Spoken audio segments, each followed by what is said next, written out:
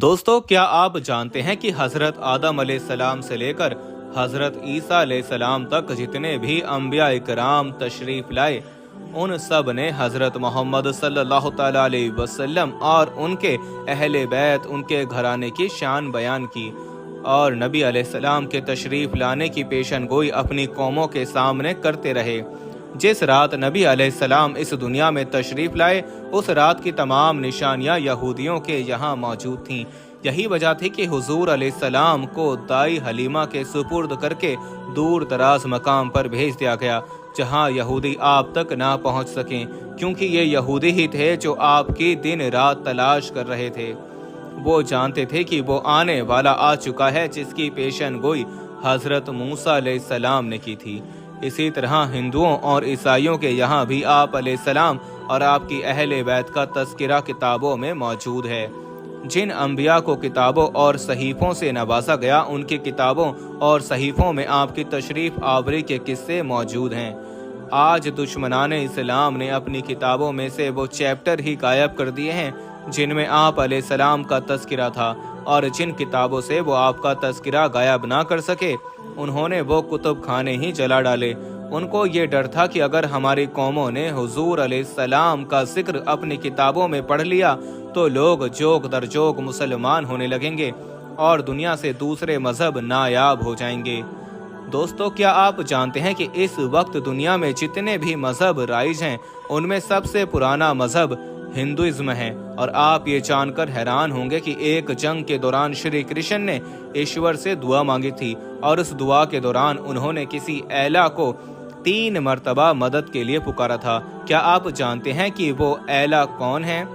वो जिस एला को मदद के लिए पुकार रहे थे, उसके बारे में कह रहे थे कि वो दुनिया के सबसे बड़े मंदिर में काले पत्थर के करीब अपना चमत्कार दिखाएगा। क्या आप जानते हैं कि दुनिया का सबसे बड़ा मंदिर और वो काला पत्थर आखिर कहाँ मौजूद है? श्री कृष्ण ने जिस प्रीतम के प्रीतम का वास्ता वसीला अपनी दुआ में पेश किया, आखिर वो हस्ती कौन है? जब उन्होंने अपनी ये दुआ मुकम्मल की तो दुआ के आखिर में शिद्दत से उन्होंने 3 मर्तबा किसी एला को पुकारा। आपके लिए ये जानना इंतहाई जरूरी है कि वो एला कौन है जिसे श्री कृष्ण अपनी नुसरत और मदद के लिए पुकार रहे थे। आज की इस वीडियो में इन तमाम राजों से पर्दा उठाएंगे। आपका वीडियो को लाइक और शेयर करना हमारा हौसला बढ़ाता है। आपसे गुजारिश है कि चैनल को सब्सक्राइब भी कीजिएगा ताकि आपका और हमारा राब्ता बना रहे। तो चलते हैं उस हस्ती की जानिब जिसे श्री कृष्ण जंग के दौरान अपनी मदद के लिए पुकार रहे थे। आज से हजारों साल पहले इब्रानी जुबान में जो किताबें लिखी गईं, उनमें लफ्ज एलिया या एली किसी ऐसी हस्ती के साथ मंसूब था जो आखिरी जमाने में ज़हूर करेगी। पुराने जमाने की बाइबल में लफ्ज एलिया या एली बार बार देखने को मिलता है और ईसाइयों का कहना है कि ये लफ्ज एक खास इसमें मुबारका है जो खुदा के लिए नहीं बल्कि किसी ऐसे शख्स के लिए इस्तेमाल हुआ है जो आखिरी जमाने में ज़हूर करेगा। अब चलते हैं पांडवों और कौरों की मशहूर जंग की तरफ, जिसमें श्री कृष्ण कौर केसर के मैदान में तशरीफ लाते हैं तो इन्हें मालूम होता है सच्चाई के तलबगार तो महज मुट्ठी भर ही रह गए हैं, मगर झूठ और बातिल के टिड्डी दल लश्करों से जमीन अटी पड़ी है।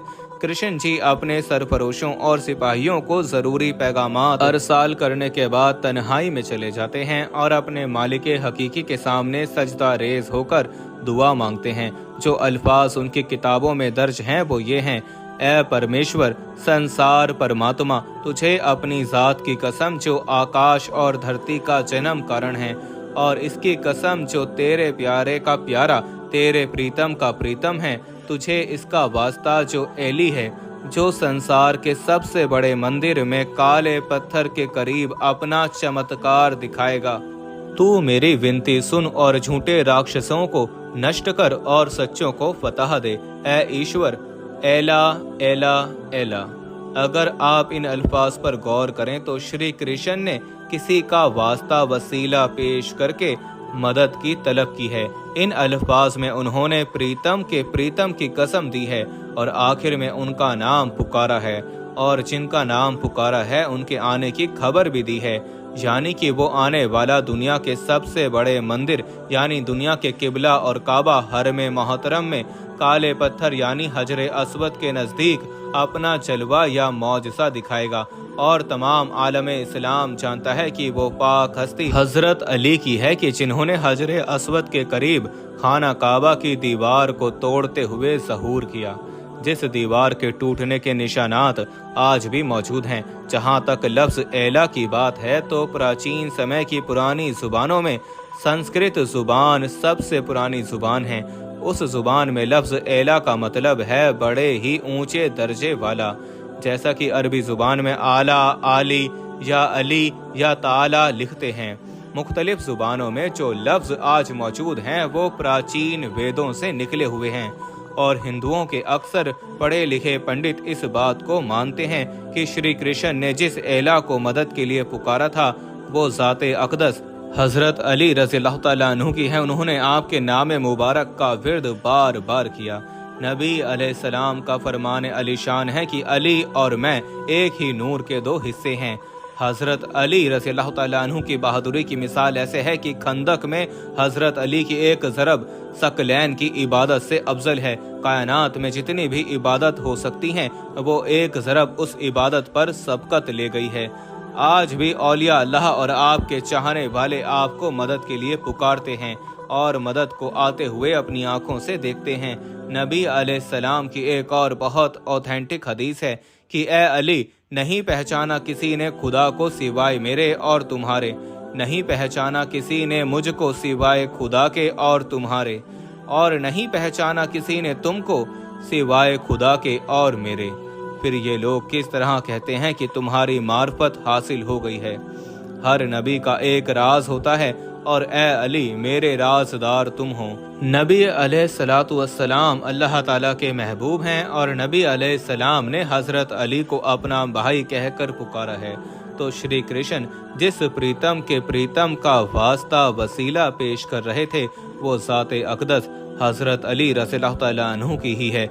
नबी अलैहिस्सलाम ने फरमाया कि अगर लोग अली इब्ने अली तालिब की मोहब्बत पर जमा हो जाते तो खुदा दोज़ख को पैदा ही ना करता।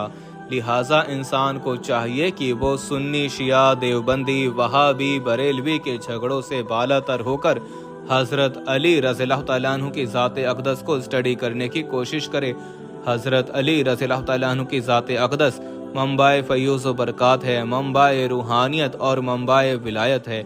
जिसे भी अल्लाह ताला की मार्फत नसीब होगी वो इसी दर से होगी, क्योंकि हजरत अली रज़ियल्लाहु तआला अन्हु बाबे मदीनातुल इल्म हैं और जो इल्म का मुतलाशी होगा उसको इल्म के दरवाजे तक आना पड़ेगा। अल्लाह ताला आपको और मुझे हजरत अली रज़ियल्लाहु तआला अन्हु के फ़यूज़ व बरक़ात से मुशर्रफ फरमाए। आप खुश रहें, आबाद रहें और अल्लाह करीम आपके घरों पर करम का साया बनाए रखे। अल्लाह हाफिज़।